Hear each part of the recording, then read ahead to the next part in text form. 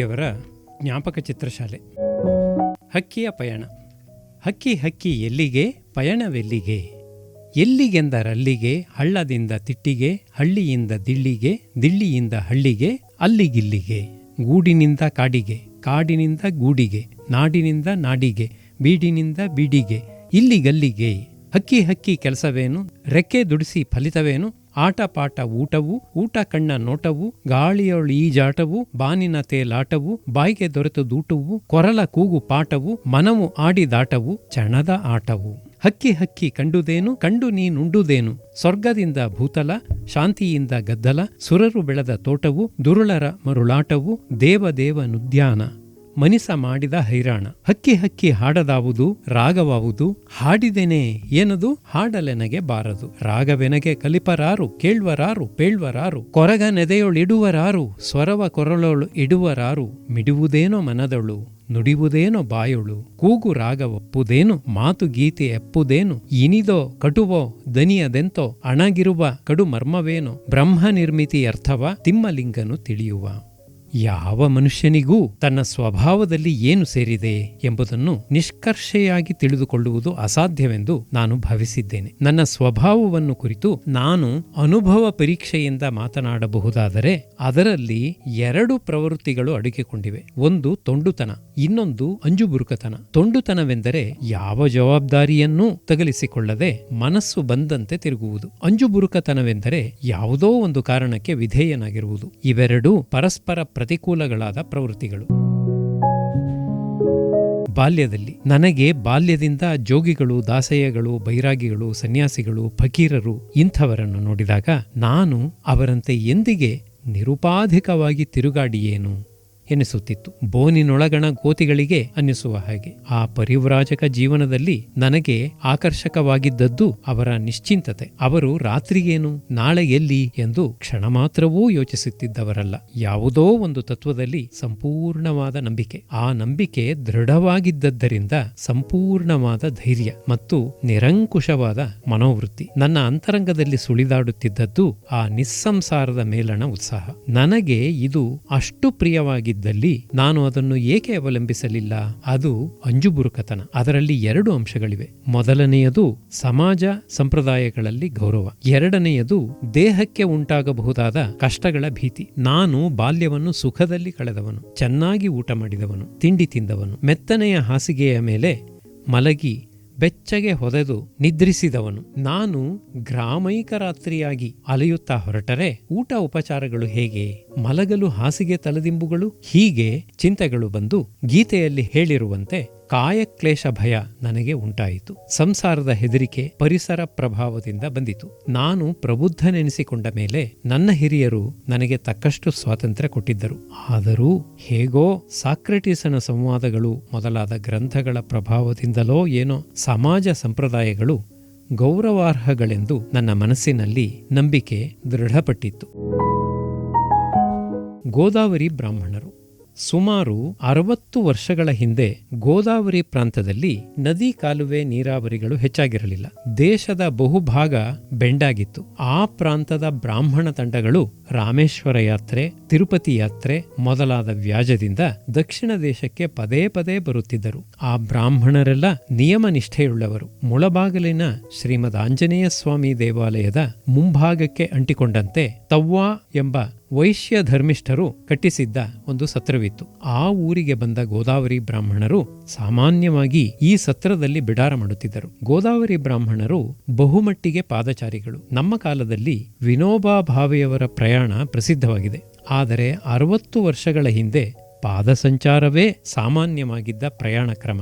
ಗೋದಾವರಿ ಬ್ರಾಹ್ಮಣರಿಗೆ ದಿನಕ್ಕೆ 15-20 ಮೈಲಿ ಸಂಚಾರ ಮಾಡುವುದು ಕಷ್ಟವೆನಿಸುತ್ತಿರಲಿಲ್ಲ. ಅವರಲ್ಲಿ ಚೌಡೇಶ್ವರಿ ಉಪಾಸಕರು, ಭದ್ರಕಾಳಿ ಉಪಾಸಕರು, ಶ್ರೀವಿದ್ಯಾ ಪರಿಣತರು ಎಲ್ಲರೂ ಇರುತ್ತಿದ್ದರು. ನಮ್ಮ ಮನೆಗಳಿಗೆ ಹೆಚ್ಚಾಗಿ ಬರುತ್ತಿದ್ದವರು ವೇದಾಧ್ಯಯನ ನಿಷ್ಠರು. ಅವರು ವೇದದ ಮಹಿಮೆಯಲ್ಲಿ ಅಕುಂಠಿತವಾದ ಶ್ರದ್ಧೆಯುಳ್ಳವರು. ಅವರ ದೇಹಾಕೃತಿ ದೃಢವಾದದ್ದು. ಆದದ್ದರಿಂದ ಅವರ ಕಂಠಸ್ವರ ಉಚ್ಚಸ್ಥಾಯಿಯಲ್ಲಿ ಗಂಭೀರವಾಗಿ ಬರುತ್ತಿತ್ತು. ಕಾಡುತ್ತಿತ್ತು.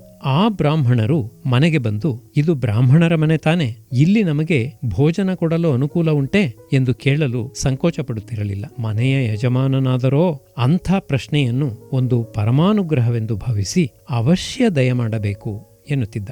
ಬಂದ ಬ್ರಾಹ್ಮಣರು ಒಂದರ್ಧ ಗಂಟೆ ವೇದ ಹೇಳಿದ ಹೊರತು ಭೋಜನಕ್ಕೆ ಏಳುತ್ತಿರಲಿಲ್ಲ.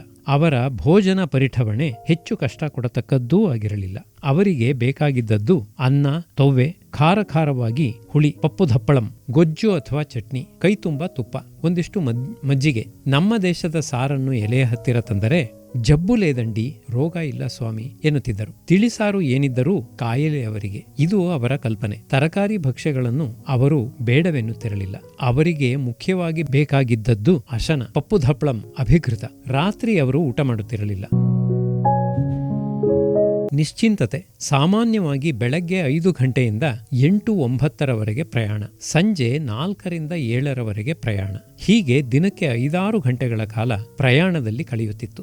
ಅವರು ಮನಸ್ಸಿಗೆ ಯಾವ ಚಿಂತೆಯನ್ನೂ ಹಚ್ಚಿಕೊಂಡವರಲ್ಲ. ಒಬ್ಬರು ಒಂದು ಶಿವಲಿಂಗವನ್ನು ಯಾವಾಗಲೂ ಜೊತೆಯಲ್ಲಿ ತೆಗೆದುಕೊಂಡು ಹೋಗುತ್ತಿದ್ದರು. ಸುಮಾರು 1 ಅಡಿಯಷ್ಟು ದೊಡ್ಡದಾಗಿತ್ತು ಆ ಬಾಣಲಿಂಗ. ಅದನ್ನು ತಟ್ಟೆಯಲ್ಲಿರಿಸಿ ರುದ್ರಾಭಿಷೇಕ ಮಾಡುತ್ತಿದ್ದರು. ಇಬ್ಬರದು ಒಂದೇ ಕಂಠವೆಂಬಂತೆ ನಮಕ ಚಮಕಗಳು ಕೇಳಿಬರುತ್ತಿದ್ದವು. ನಮ್ಮಿಂದ ಅವರು ಏನನ್ನೂ ಬೇಡುತ್ತಿರಲಿಲ್ಲ. ಪೂಜೆಗೆ ಬೇಕಾದ ಹೂವನ್ನೂ ಅವರು ದಾರಿಯಲ್ಲಿಯೇ ಸಂಪಾದಿಸಿಕೊಂಡು ಬಂದಿರುತ್ತಿದ್ದರು. ನೈವೇದ್ಯಕ್ಕೆ ಒಂದಷ್ಟು ಹಾಲನ್ನೋ ಬೆಲ್ಲವನ್ನೋ ಕೊಟ್ಟರೆ ಸಾಕಾಗಿತ್ತು. ಬೈರಾಗಿ ತಂಡ. ಕಾಯಕ್ಲೇಶಕ್ಕೂ ಸಮಾಜ ಪರಿಸರಕ್ಕೂ ಹೆದರಿ ತನ್ನ ತೊಂಡುತನವನ್ನು ತಡೆದಿಟ್ಟುಕೊಂಡರೂ ಮಧ್ಯೆ ಮಧ್ಯೆ ಒಂದೊಂದು ವೇಳೆ ಫಕೀರ ಆವೇಶ ಮೇಲ್ಗೈಯಾಗುವುದುಂಟು. 1908-9ರ ಸುಮಾರಿನಲ್ಲಿ ಒಮ್ಮೆ ಹಾಗಾಗಿತ್ತು. ಒಂದು ಸಂಜೆ ಬೆಂಗಳೂರು ರೈಲ್ವೆ ಸ್ಟೇಷನ್ನಿನ ಮುಂದುಗಡೆ ಇರುವ ಧರ್ಮಾಂಬುಧಿ ಕೆರೆಯ ಏರಿಯ ಮೇಲೆ ನಡೆದು ಹೋಗುತ್ತಿದ್ದೆ. ಕಟ್ಟೆಯ ದಕ್ಷಿಣದ ಕಡೆಯ ಅರಳಿ ಮರದ ಕೆಳಗೆ ಕೆಲವರು ಬೈರಾಗಿಗಳು ಕುಳಿತಿದ್ದುದನ್ನು ಕಂಡೆ. ಒಂದು ದಿನವನ್ನು ಅವರ ಜೊತೆಯಲ್ಲಿ ಕಳೆಯಬೇಕೆಂದು ನನಗೆ ಮನಸ್ಸಾಯಿತು. ಮಾರನೆಯ ದಿನ ಬೆಳಗ್ಗೆ ನಾನು ಆ ಸ್ಥಳವನ್ನು ಮುಟ್ಟುವ ವೇಳೆಗೆ ಬಿಸಿಲು ಹರಿದಿತ್ತು. ಸುಮಾರು 7 ಗಂಟೆ. ಬೈರಾಗಿಗಳು 5 ಮಂದಿ ಇದ್ದರು. ಮುಖಕ್ಕೂ ತೋಳುಗಳ ಮೇಲೂ ಗೋಪಿಚಂದನ. ಇಬ್ಬರ ಕೈಗಳಲ್ಲಿ ಕಮಂಡಲುಗಳು. ಇಬ್ಬರ ಕೈಗಳಲ್ಲಿ ಮಡಿಸಿ ಬಳೆ ಹಾಕಿದ್ದ 2-3 ಅಡಿ ಉದ್ದುದ್ದ ಕಬ್ಬಿಣದ ಪಟ್ಟಿಗಳು. ಅರಳೀಕಟ್ಟೆಯ ಮೇಲೆ ಅಂಚಿನಲ್ಲಿ ಬೆಂಕಿ ಕಂಡ ಬೂದಿಯ ರಾಶಿ ಇತ್ತು. ಅದರ ಮೇಲೆ ಒಂದು ದೊಡ್ಡ ಮರದ ಕೊರಡು. ಬೆಂಕಿ ಹೊತ್ತಿ ಕುಮುಲುತ್ತಿತ್ತು. ಬೈರಾಗಿಗಳು ಗುಂಪಾಗಿ ನಿಂತು ಜೈ ಸೀತಾರಾಮ್ ಎಂದು ಘೋಷಿಸಿ ಹೊರಟರು. ಕೆಂಪೇಗೌಡ ರಸ್ತೆಯಲ್ಲಿ ಮೆರವಣಿಗೆ ಹೊರಟು ಒಂದು ತಂಡದವರು ಭಗವನ್ ಪಾಲಕ ಸೀತಾರಾಮ್ ಎಂದು, ಇನ್ನೊಂದು ತಂಡದವರು ಬಾಲಾಜಿ ಬೇಹಾರಿ ರಾಮ್ ಎಂದು ಹೇಳಿಕೊಂಡು ಗ್ರಾಮ ಪ್ರದಕ್ಷಿಣೆ ಹೊರಟರು. ಕೊಂಚ ದೂರ ಹೋದ ಮೇಲೆ ಜಗಪತಿ ಜಾನಕಿ ಜೀವನ್ ರಾಮ್, ಬಾಲಾಜಿ ಬೇಹಾರಿ ರಾಮ್, ಅಲ್ಲಲ್ಲಿ ನಿಂತು ಜಯ ಜಯ ರಾಮ್, ರಾಮ್ ಕಹೋ ಸೀತಾರಾಮ್ ಎಂಬ ಪಲ್ಲವಿ ನುಡಿಯುತ್ತಿದ್ದರು. ಬೈರಾಗಿ ತಂಡವು ದೊಡ್ಡಪೇಟೆಯ ಕಡೆ ತಿರುಗಿ ಸಜ್ಜನರಾಯರ ಅಂಗಡಿಯ ಹತ್ತಿರ ಬರುವ ವೇಳೆಗೆ ಸುಮಾರು 9-9:30 ಗಂಟೆಯಾಗಿತ್ತು. ರಾಯರು ಈ ಬೈರಾಗಿಗಳನ್ನು ಕಂಡೊಡನೆಯೇ ಕೈಯಲ್ಲಿ 2 ರೂಪಾಯಿ ಹಿಡಿದು ಹೊರಕ್ಕೆ ಬಂದು ರಾಮ್ ರಾಮ್ ಹೇಳಿ ಒಬ್ಬ ಆಳನ್ನು ಬೈರಾಗಿಗಳ ಜೊತೆಗೆ ಹೋಗಿ ಅವರಿಗೆ ಸದಾವರ್ತ್ ಕೊಡಿಸುವಂತೆ ಹೇಳಿ ಕಳುಹಿಸಿದರು. ಆ ಆಳು ಬೈರಾಗಿಗಳನ್ನು ಹಿಂಬಾಲಿಸಿ ದಿನಸಿ ಅಂಗಡಿಯಿಂದ ಗೋಧಿ ಹಿಟ್ಟು, ಅಕ್ಕಿಯ ಹಿಟ್ಟು, 2 ದೊನ್ನೆ ತುಪ್ಪ ಇಷ್ಟನ್ನು ಕೊಡಿಸಿದ.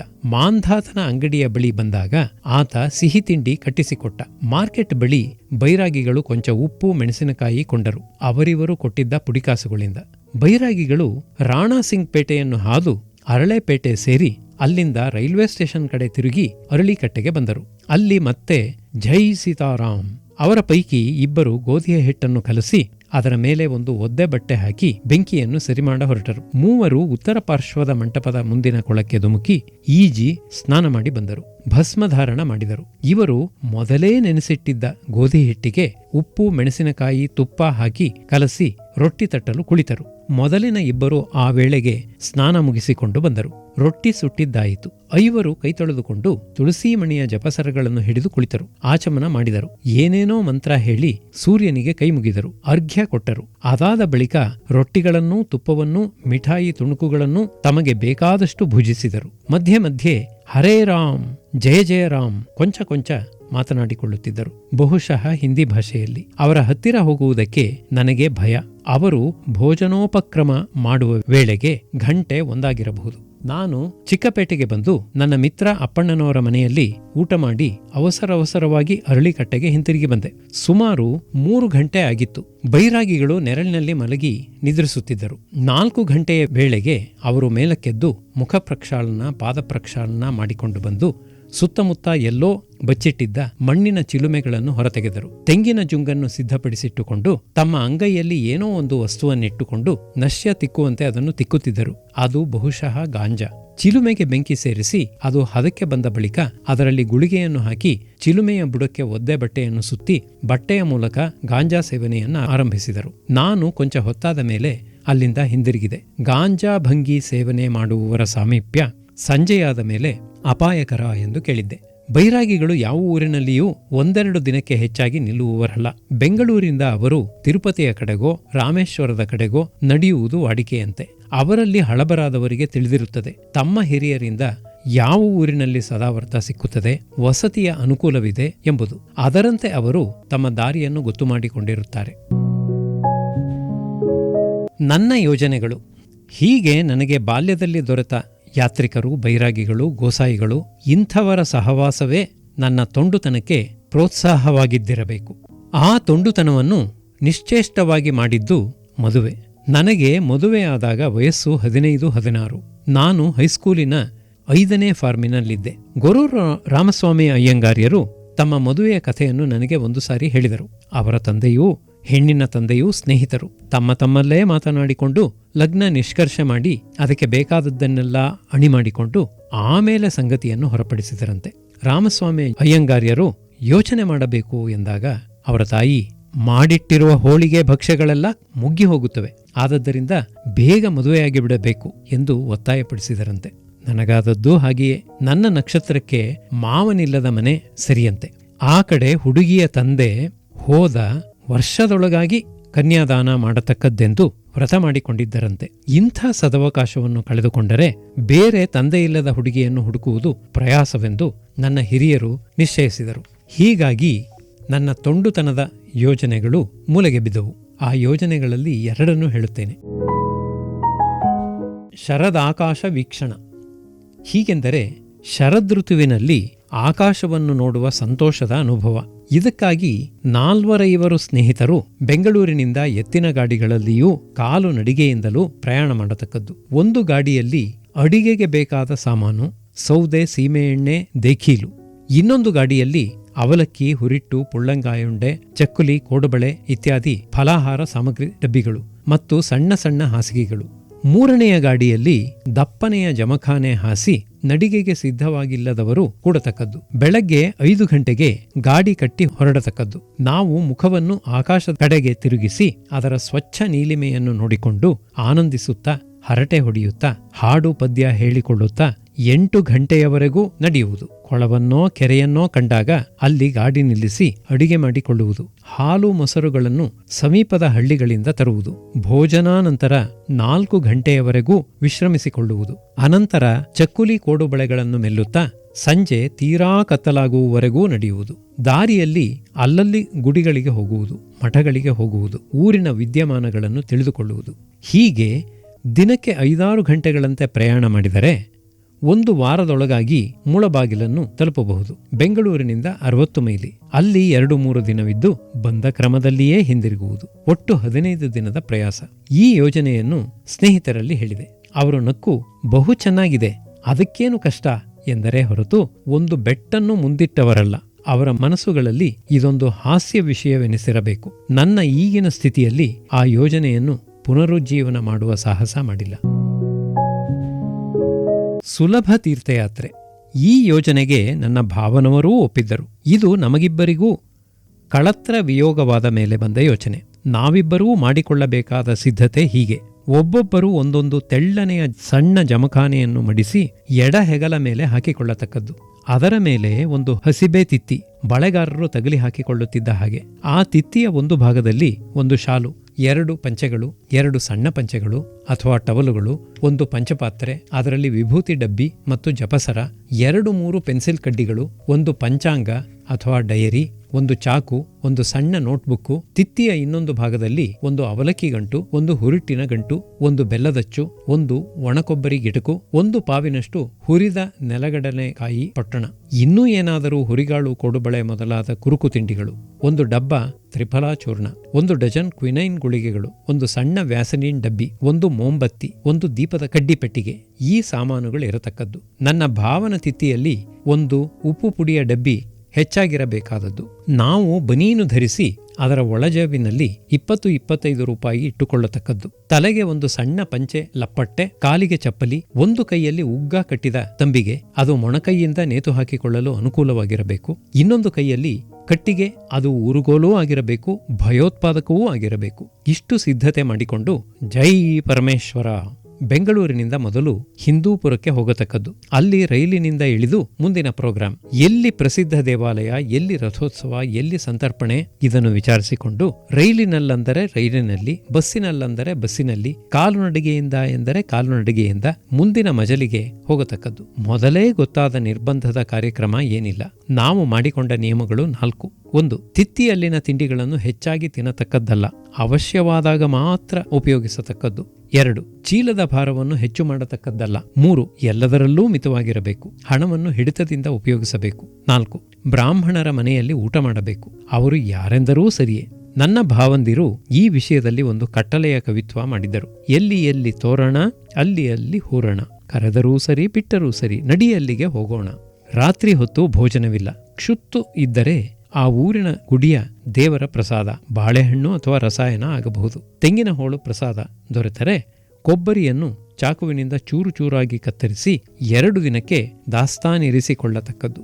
ಈ ಯೋಜನೆಯಲ್ಲಿ ಅತಿ ಕಷ್ಟದ ಭಾಗವೇನೂ ತೋರಲಿಲ್ಲ. ದಾರಿಯ ಖರ್ಚಿಗೆ ನನ್ನ ಭಾವನವರ ಪಿಂಚಣಿ ಸಾಕಾಗುತ್ತಿತ್ತು. ನನ್ನ ಖರ್ಚನ್ನೂ ಅವರೇ ಕೊಡುವುದಾಗಿ ಹೇಳಿದ್ದರು. ನಾವು ಈ ಹೊತ್ತು ನಾಳೆ ಎಂದು ಮೀನಾಮೇಷ ನೋಡುತ್ತಿರುವಷ್ಟರಲ್ಲಿ ದೇವರು ನನ್ನ ಭಾವಂದಿರನ್ನು ತನ್ನ ಹತ್ತಿರಕ್ಕೆ ಕರೆದುಕೊಂಡ. ನಾನು ಆ ಯೋಚನೆಯನ್ನು ಕೈಬಿಟ್ಟು ನನಗೆ ದೊರೆತ ಚಿರಂಜೀವಿಗಳಿಗೆ ಕಾಟ ಕೊಡುವುದರಿಂದ ತೃಪ್ತನಾಗಿರಬೇಕಾಗಿದೆ. ತನಗಳುವರಾರುಮಿಲ್ಲದೆ ಮನುಜಂ ತಾನಾರ್ಗಂ ಅಳುವದಿರದಿರೆ ಧನ್ಯಂ, ಅನುಸರಿಸದೆ ತಾನಾರುನುಂ ಅನುಸರಿಪರ್ ತನಗನ್ ಇಲ್ಲದಿರೆ ಕಡುಧನ್ಯಂ.